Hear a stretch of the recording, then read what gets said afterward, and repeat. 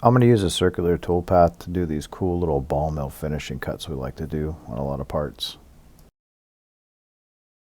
The toolpath should be pretty basic to set up on this cylinder shape.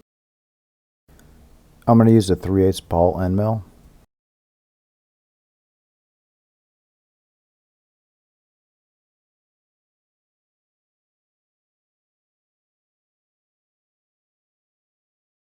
Under geometry, select the faces to machine.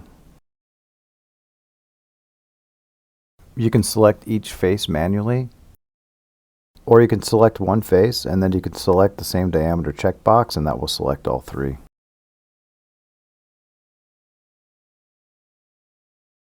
Under heights, I need to change the bottom height to selection. And then I'm going to select this surface right here.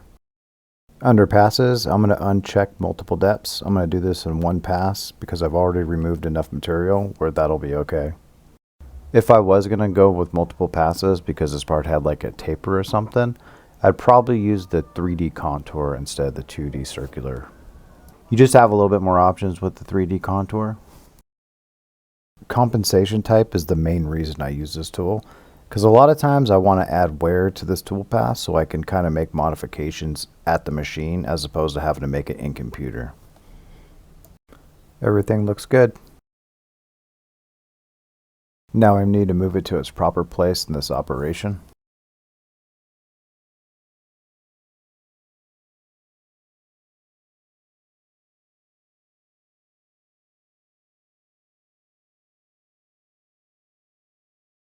Once I'm happy with everything, I'll add some feeds and speeds.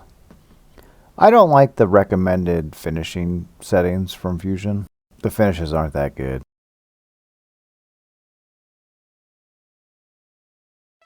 This is kind of a standard feeds and speeds I use with for finishing.